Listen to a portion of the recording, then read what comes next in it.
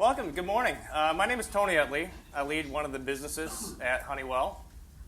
And I suspect that most of you know who Honeywell is. I've heard the name Honeywell, like most Americans. But you probably don't know all the things that we do. You may know a couple of the items, but anywhere from jet engines to hard hats, from automation systems of some of the biggest petrochemical plants in the world to bulletproof vests, security systems for things like the Olympic Games. We make fire alarm systems. We make, obviously, home automation. We make thermostats. We make so many things that for a technologist, it's a little bit like being in a really well-stocked kitchen when you're a chef. You pretty much have every ingredient that you could possibly want to make anything. And for a designer, it's kind of like being in a candy store because every single thing we make has a human-machine interface or a human-to-human interface. And to be able to participate in what that actually looks like for an end consumer, for a homeowner, for somebody who works in a plant, it's kind of fun. And be able to take all those technologies and bring them together, that's a little bit of what we're going to talk about today. So you might have seen it downstairs, but we recently launched a new product into the home automation space. It's our voice communicating thermostat. Now, we didn't do this because for the last 2 years when we talked to homeowners, every homeowner we talked to said, why doesn't my thermostat talk to me? Every time I go up to it, it doesn't talk to me, it doesn't say anything. No, we did it because we understand the lives of busy families. We understand the convenience that comes with a natural interaction. We understand the appeal that comes with something like a Jetsons-like home of the future, a home where you can say, I'm going to bed, and all the things that you would want to happen, your lights turning off, your shades closing, your door locking, your thermostat going down, your alarm arming, all those things can happen just by saying that phrase. And we did it because the lifestyles of consumers have changed, as has the technology to help support that. Now, for the last 100 years, we've been doing business in some of the most inhospitable places on earth. We've had the chance to connect mission-critical environments. We've protected some of the most important venues that go on. We do integration of systems across alarms, across fire, across building automation. We provide human factors and user experience where seconds matter. We even take technology from our jet engines and we put it into turbochargers to provide energy efficiency to automobiles. We protect people that protect us by making bulletproof ballistic armor. And we make some of the chemicals that allow us to put biofuels into the market. Now, what you may not know is that our products are in millions of buildings. They're in thousands of industrial plants. We're in over 150 million homes. In fact, our products control over 20% of the entire U.S. energy demand. That's 800 billion kilowatt hours per year. So we actually do know a little bit about energy. Millions of our systems, whether they're thermostats or building controls, are connected to energy efficiency, demand response programs with utilities both in the U.S. and all over the world. And we do that, bring that together with design to be able to have the same experience that happens for a homeowner, happen for the contractor who's installing it, happen for the utility that's going to use it at the end of the day. Now, we've been able to take that technology and cover a lot of things within the home, from home automation to home security, home comfort, home health, things like humidification, dehumidification, things like air purification, even home healthcare monitoring, so monitoring your own body over time. And we've done this as technology has changed, as lifestyles have changed, so that what's important is how it fits into the life of the homeowner, not the other way around. Not to have the technology that somebody has to change their life around, but have the technology fit within the lifestyle of the homeowner. But as we talked about downstairs, as we heard about downstairs, the world changed. I have 3 daughters, 9, 12, 15. I came in this weekend. They were sitting at the couch facing the TV. The TV was off, and all 3 of them, I could just see the back of their heads. And it was a little creepy. They're just kind of sitting there. I walk up. Every single one was on a tablet. Every single one was streaming content. One of them was actually on a call with one of her friends, and they were watching the same show at the same time in two different places. You can't buy a TV that's not connected or connectable. You can't buy a Blu-ray player that's not connected, if you can find a Blu-ray player. They're all streaming content now. Anything in the entertainment industry, the idea of connectivity, it's not an option, it's an expectation. And we've seen this on the appliance side. Right? You can go buy a connected refrigerator. You can buy a connected garage door opener. You can buy a connected thermostat, of course. And as that technology has changed, we've had some help. About 2 years ago, we got together with one of the premier design houses in the world, Frog. We asked them to help us out, not with a product. We asked them to help us with an experience, with an idea that we had.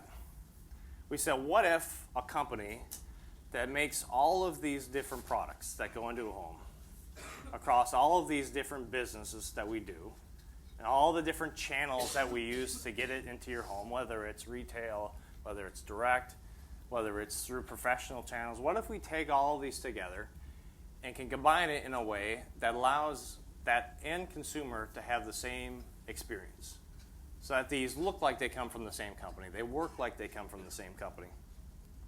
We spent hundreds of hours, thousands of hours going into homes, inside of homes, outside of homes.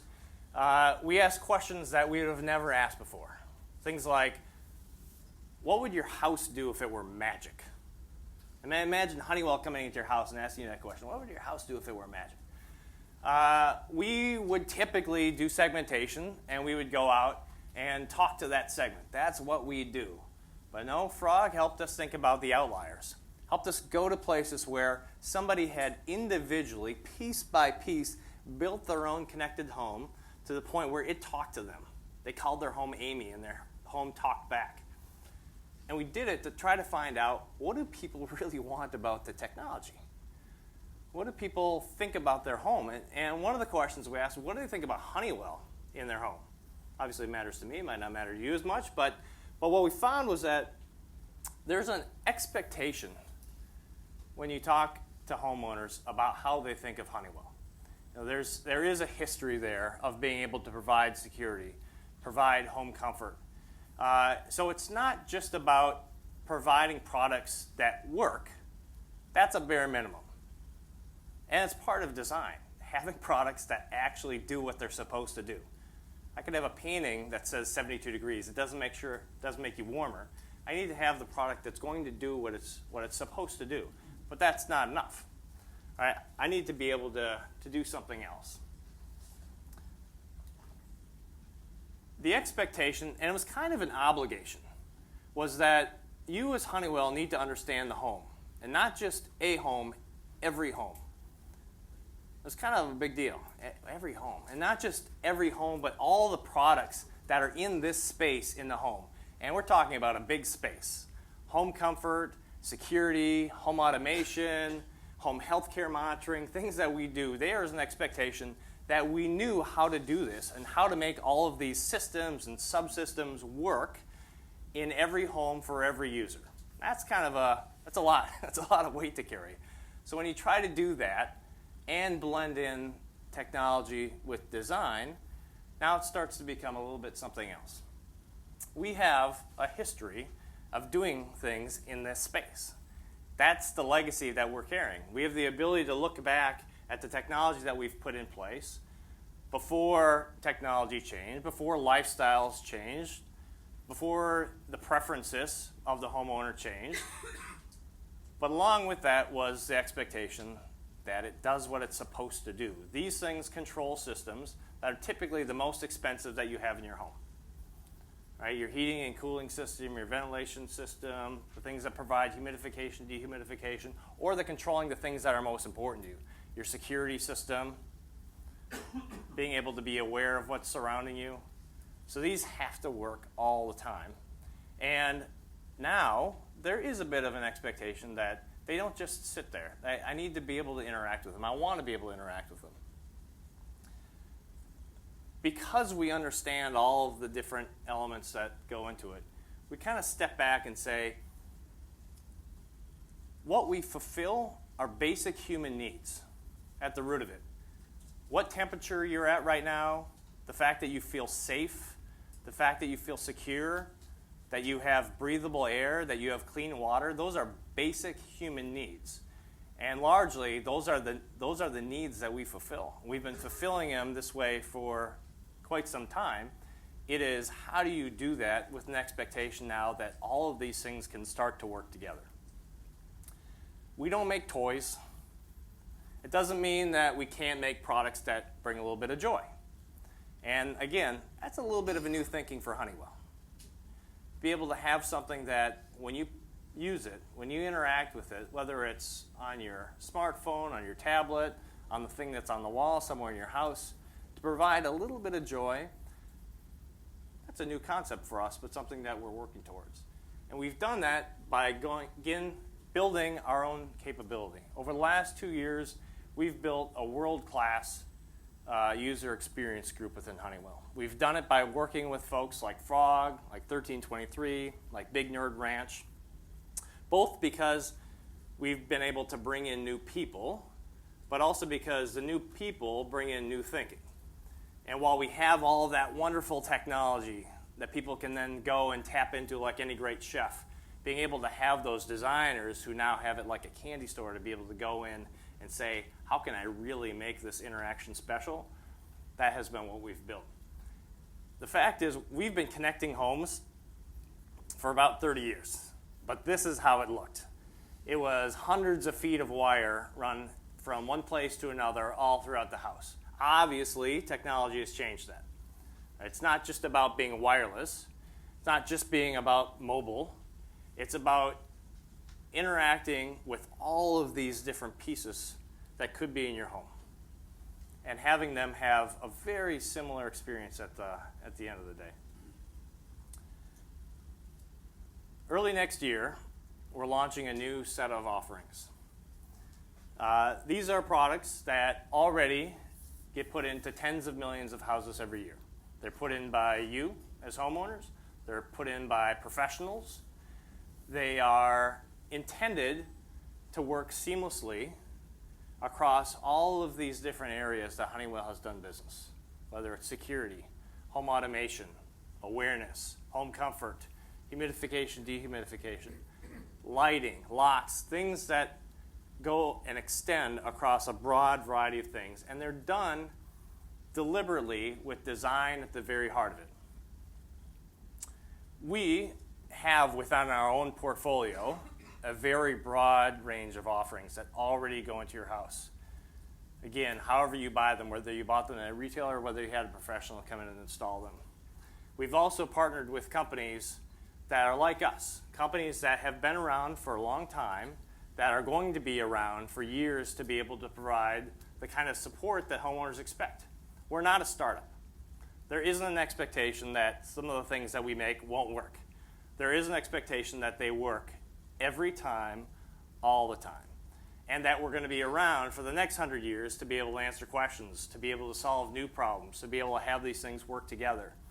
What we found when we did the research was that people don't want to change everything in their house at the same time. There are a few people who have that opportunity, either because they built a new house, they're doing a major remodel, but for the most part, people want to be able to add on as they see fit, either when things break or when you've designed something that's so compelling that it makes someone want to switch, want to take out something that was perfectly fine and replace it with something else. To do that, we created a design language that went across all of these different offerings. And of course, it includes all the typical visual design, digital design pieces, interaction design. We thought about where lines meet CMF. We thought about how the bezels look. We thought about how colors and sounds interact. We thought about iconography and how iconography can work across multiple different platforms, whether it's a physical manifestation of something that you're going to have in your house, or whether it's going to be something that you work with on your smartphone, your tablet. But we also have tapped into something that we think is unique to Honeywell. We can reach across multiple different technologies that oftentimes people can't. So imagine, think about your daily life when you're driving your vehicle and this comes on, the check engine light. Pretty mundane, but when that comes on, most of the time you don't know, should you pull over right now? Should you stop your car right now? Or could you drive for the next 6 months and nothing happens? You don't know.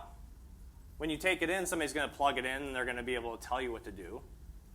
Imagine that you could pick a professional contractor. You could pick somebody that you trust as a homeowner. Not someone we told you, someone that you knew and said, this is the person that I want to be able to monitor my system.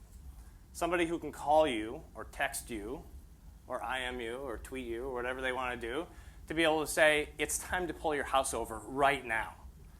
Because the data that I get that's coming out of your heating and cooling system is the same data as something showing symptoms of something that's about to fail.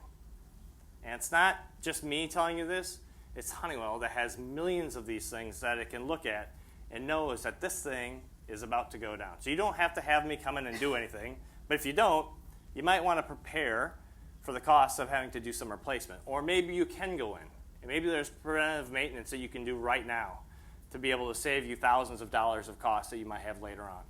Or things that you can do right now that are energy efficiency savings that could save you hundreds of dollars in utility bills.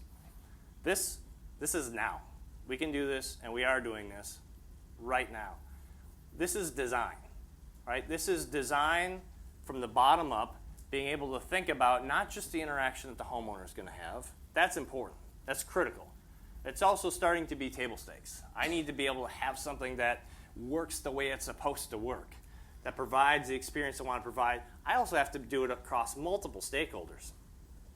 I have to be able to do it in a way that lets my utility know. I have to do it in a way that lets that professional contractor know what's going on. These are things that we can do. And again, because we're Honeywell, we can reach across multiple different type of industries, multiple different type of product lines. We can bring that together and provide that experience that you wouldn't otherwise be able to have. Now, how many people have a wearable? Does it monitor sleep? So imagine that you could actually connect your wearable to your home to understand how does the particulate count in your house affect your life? How does the humidity in your house affect your sleep? How does the temperature of your house affect your sleep? How does the sleep affect your health? How about if you could press a button and you could press a button that says maximize the amount of healthy sleep I get this night? These are technologies that are available now. And with someone like Honeywell that can reach across millions of different homes to understand it's not just the product, right? It's bringing design into the data. It's bringing design into the experience that can cross multiple different ways. It's being able to take all of these things and bring them together that are unique, ways that other people can't, not because they can't think about it, but because they just don't have the resources to reach into all those different places. That's the future of what Honeywell is doing. Thank you very much.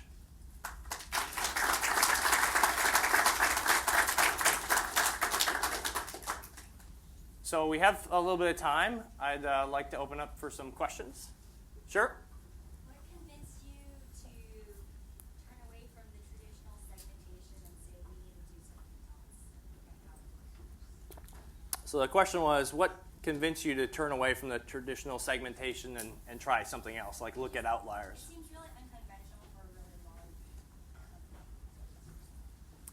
Well, there were a number of different reasons. But the most important to us was when you do this, as long as we do, you start to think about lots of different people in your network as being customers, right? So you can think of distributors as being your customers because they buy your product from you. You can think of contractors as being your customers because ultimately they're in the chain. And sometimes you forget that at the end there's a homeowner. There's somebody who is, and despite the fact that we live with these products all the time in our own homes, right? But to understand segmentation from going out and living with the customer, to understand their needs so well that you say, there was something that we're missing. It's just like our voice communicating thermostat. Again, no one told us, wow, I really need to be able to talk to my thermostat. I can't reach it. It's in a terrible place in my house. No, it is, what were they doing? What was the occasion? It seems, pretty mundane, right? But what was the occasion before that caused somebody to go and change the temperature? You know what it was? People were in bed. They were under their covers. They were cold. They didn't want to get out. Or they were on their couch. They were watching a movie. They were too hot or too cold. They didn't want to change. Or they were in their kitchen. They were cooking food. And they didn't want to leave their food, but they were too hot. They wanted the temperature to change. Those were the situations that were happening that were causing people to go do this. So how do you do that? Far-field voice technology. You can make it so someone can just say, hello, thermostat, I'm feeling hot. And boom, it starts to lower your temperature. Those were things that, unless you go and spend the time, and really that's why we had engaged folks like Frog, to be able to think about from the foundation level, what is the expectation? What is that unmet need? And how does that unmet need then translate to the design with the technology that we have? Other questions? Shy group? Really? Did you look at other interfaces other than voice control? I mean, what were the also rans that you ended up as far as deciding to make it speaking? Sure. No, we're looking at, frankly, every interface, right? We're looking at gesture. We're looking at how that can work in-house. Certainly everything mobile. That's, again, starting to be table stakes, right? It's not like, again, think about something as simple as a thermostat. So it's designed. It comes pre-programmed with a schedule. Most people don't even know that. That was a requirement of the DOE. It comes with a schedule already interfaced in most thermostats, right? So you can go in and change it. Takes 5 minutes, 10 minutes. Just walk through and say, this is my schedule. I'm very predictable every day. Boom, done. But how do you make something so intuitive that I can do it simply, I can do it remotely, I don't have to spend the time? How do I take the complexity off the wall? We've been maybe, arguably, guilty of putting a lot of technology on the wall, a lot of complexity on the wall. People use Excel all the time. They don't know all the macros that you can use in Excel, but people keep on putting macros in there. Right? That was kind of the Honeywell. That's what we thought. We could just put more and more technology, make it do more things. To make it simple, again, what was talked about downstairs, to take the complexity out, to use the technology to make things more intuitive, to make it extremely easy to use. That was where we went. And so gesture, voice, even things like it kind of come in towards the gesture, but facial recognition, where are people looking? Why are they doing what they're doing? We already do that technology in our aerospace division all the time. Heads-up displays that allow you to track the movement of pilots in all sorts of situations. Those are technologies, again, it's like a well-stocked kitchen. We got everything. We got every ingredient you want. It's just the imagination of people starting to put these things together. Yeah? You don't have to answer this, but is Honeywell working on the next wearable? Or are you partnering with maybe other wearable companies? Or are you opening your source so that they can communicate? So there's kind of multiple questions in there. We're definitely partnering with companies. So there are some things that we know we do really well and some things that other people are just out in front on, and we want to be able to leverage that. To us, competition's really good. It really is. Competition makes your game improved. Cooperation is also necessary. Our business is called Automation and Control Solutions, and within that, we have environmental and combustion controls. We like to control things so much, we've put it in our name twice. That's how much we like to control things. But the future, we know it's not about control. It's about participation.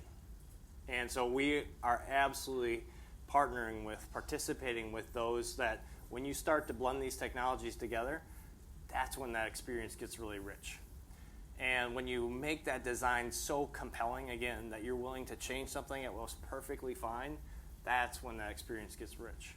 And when you work across enough different pieces where I don't have to change everything today, I can buy this thing today. 2 years from now, I can buy that piece. 2 years after that, I can buy that piece. And I can trust Honeywell to have thought about all that so that these things are going to work together in a way that my experience is going to be seamless. That's when that starts to be extremely compelling. Other questions? Sir?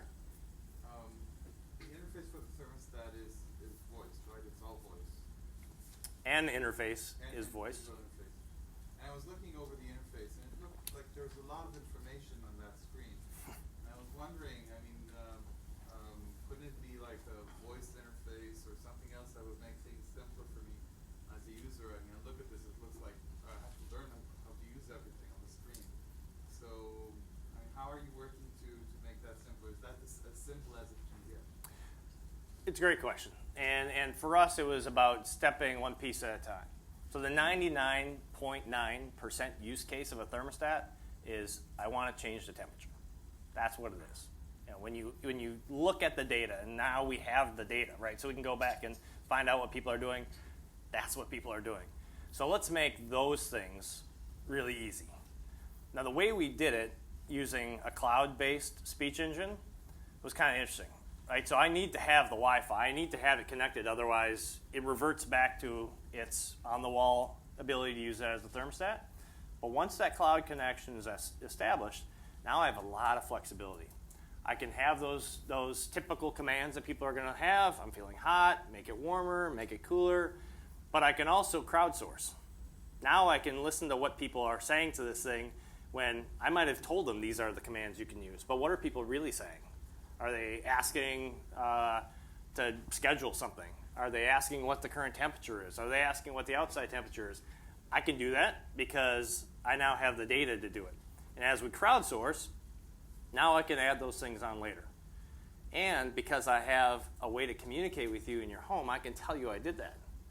So imagine being able to say something like, hello thermostat, and the thermostat says, hello, I've added new commands. And here's where you go to find those out. We have a way to be able to talk to homeowners, and they have a way to be able to talk directly to Honeywell. So that's how we thought about it. It will absolutely build on itself over time as people share with us basically what they want to do with it over time. Yeah? Business model question. I have Honeywell thermostat, albeit I can't voice control it, and I have a Honeywell security system since 1996. But when I wanted to consider upgrade for greater security and control, my security system is Stanley Convergent Security Solutions, and they're not talking Honeywell products when I call them up. So what is the business model? It's a great question. So we have our products, like I said, going into people's homes in a lot of different ways. Right? Sometimes they've put it in themselves. They've gone to Home Depot and bought our product and put it in. Most of the time, the tens of millions, the hundreds of millions of times, it's because a contractor came in and made that decision. Right? Whether it was a security contractor or whether it was a heating and cooling contractor, they came in to do that. There are also different companies within Honeywell. And shame on us, right? They didn't look like they came from the same company. They didn't talk to each other the way you'd expect to. The interface was very, very different. The experience was very, very different. That is the point of Lyric, of having something that is in tune with you as a homeowner, because then you know in this family, all of that stuff works together. It's been designed truly from the ground up to have it be able to be connected, and not just at one time, but over time. Be able to have those pieces. So I don't have to learn something new. I have something that's extensible. I have a way that I can interface with it, whether it's remotely or as I interact with it. So you're right. You're absolutely right. The legacy, the history has been these things come across as almost like they're two totally different companies. The future is for Honeywell bringing that stuff together and giving it to the homeowner. Yeah. Will Lyric be hackable?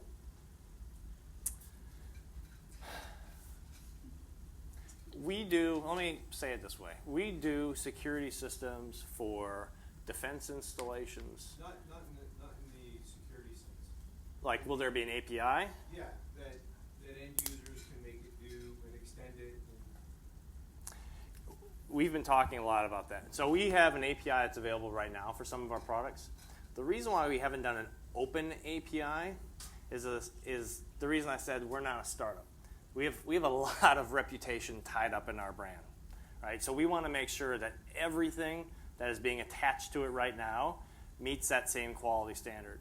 Once we start to feel comfortable that, yes, now the interfaces are very well nailed down, that the interaction model, whether it's a design language or a kit that said this is how you have to do it, defines how people can put new things in there, then the plan is to be able to open it up and have it a broader API.